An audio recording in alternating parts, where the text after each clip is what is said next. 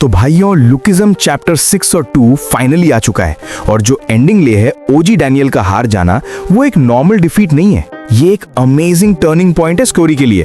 अब सबसे इंटरेस्टिंग बात, अभी तक स्टोरी एग्जैक्टली वैसे ही जा रही है जैसे प्रेडिक्ट किया जा सकता था, लेकिन अब जो होने वाला है वो पूरा गेम चेंज कर सकता है। तो चलो आज हम डीप एनालिसिस प्लस प्रेडिक्शन करते हैं और देखते हैं कि आगे क्या होने वाला है। लुकिज्म चैप्टर 6 और 2 ब्रेकडाउन। सबसे पहले थोड़ा रिकैप कर लेते हैं। ओजी डैनियल ने अपनी लिमिट क्रॉस करके फाइट की। सबसे पहले पाथ और फिर यूआई दोनों का हैवी यूज किया और फाइनली वो कोलैप्स हो गया। लेकिन यहाँ एक चीज समझना जरूरी है, डैनियल हार गया लेकिन वीक नहीं पड़ा, उसने अपनी बॉडी की लिमिट तोड़ दी। मतलब ये डिफीट एक्चुअली एक सेटअप है फ्यूचर के पावर अप का। अब लॉजिकली देखा जाए तो सिर्फ 3 मेजर डायरेक्शन है जहां स्टोरी जा सकती है। पॉसिबिलिटी नंबर 1, क्या ओजी डैनियल वापस से उठ के फाइट करेगा? सबसे पहले इस बात को क्लियर कर देते हैं, नहीं, बिल्कुल नहीं। और जो लोग बोल रहे हैं कि डैनियल वापस उठ जाएगा, वो या तो इमोशनल हो रहे हैं या फिर पैनल को गलत समझ रहे हैं। चलो फैक्ट्स देखते हैं। डैनियल की बॉडी ऑलरेडी अनस्टेबल है, उसके दोनों हाथ डैमेज हो चुके हैं, आईज से ब्लीड हो रहा है पाथ का ओवर यूज की मदद से, बोन्स क्रैक हो चुके हैं और सबसे इंपॉर्टेंट बात, यूआई का ओवर यूज बॉडी को डिस्ट्रॉय कर देता है। मतलब अगर वो फिर से उठता है तो वो खुद को परमानेंटली डैमेज कर लेगा। और पीटीजे इतना रैंडम राइटिंग नहीं करते हैं।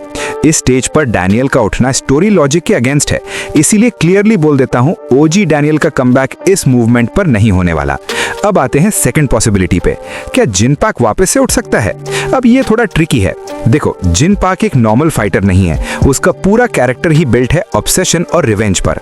और एक चीज जो हमें पीटीजे की राइटिंग में बार बार दिखती है, फाइटर्स लास्ट मूवमेंट तक गिव अप नहीं करते हैं। तो लॉजिकली देखा जाए तो जिन पाक फिर से उठ सकते हैं, लास्ट डेस्परेट अटैक कर सकते हैं और वो कीटे किंग को रोकने की कोशिश करेंगे। लेकिन प्रॉब्लम है, उनकी कंडीशन भी उतनी ही खराब है जितनी डैनियल की, और अगर वो उठते हैं तो वो एक फाइनल पुश होगा, ना कि फुल कमबैक। मतलब ये पॉसिबिलिटी एग्जिस्ट करती है, लेकिन इसका चांस लो टू मीडियम है। पॉसिबिलिटी नंबर 3, सबसे स्ट्रॉन्ग पॉसिबिलिटी, अलाइड की एंट्री। अब आती है इंपॉर्टेंट थ्योरी, अलाइड का एंट्री होना, और ऑनेस्टली ये थ्योरी सबसे ज्यादा सेंस बनाती है। चलो स्टेप बाय स्टेप समझाता हूं। स्टेप 1, यूआई का कॉन्सेप्ट। यूआई का मतलब है अनकॉन्शियस स्टेट। मतलब डैनियल अभी अपनी ओजी बॉडी में अनकॉन्शियस है, लेकिन उसकी सेकंड बॉडी एक्टिव हो सकती है।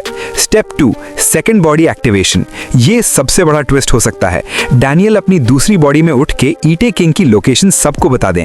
स्टेप 3, अलाइड स्क्वाड एंट्री, और फिर एक एक करके नहीं, पूरी टीम एंट्री मारे। सोचो सीन कैसा होगा जब मेंबर एक साथ अराइव हो रहे हैं, बैटलफील्ड पर पूरी वाइब चेंज हो जाती है, और जब वो लिटिल डैनियल की कंडीशन देखते हैं, सबका गुस्सा पीक पे चला जाता है। स्टेप 4, फुल स्क्वाड वर्सेस कीटे किंग। अब यहां से स्टार्ट होती है असली फाइट, मल्टीपल फाइटर्स वर्सेस एक मॉन्स्टर।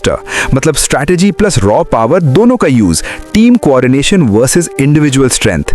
लेकिन कीटे किंग कोई नॉर्मल ओपोनेंट नहीं है, वो एक ऐसा कैरेक्टर है जो अकेला पूरी स्क्वाड को हैंडल कर सकता है और सिचुएशन को कंट्रोल में रख सकता है। अब एक चीज और समझ लो, पीटीजे का पैटर्न क्या है, पहले डिफीट, फिर बिल्डअप, फिर कमबैक विद बिग स्केल। मतलब अभी जो डिफीट मिला है डैनियल को, वो एग्जैक्टली एक सेटअप है फ्यूचर एवोल्यूशन के लिए। फाइनल कंक्लूजन अब क्लियर कर देते हैं, ओल्ड डैनियल का तो कमबैक होने का कोई चांस नहीं है। जिन पाक उठ के वापस लड़ सकें, इसका थोड़ा बहुत चांस है, पर अलाइड की एंट्री सबसे ज्यादा चांस अभी यही लग रहा है। और तुम्हें लगता है कि अलाइड एंटर करेगा या जोहान वर्सेस कीटे का फाइट होने वाली है? कमेंट करके जरूर बताओ, और ऐसे डीप प्रेडिक्शंस के लिए सब्सक्राइब करना मत भूलना।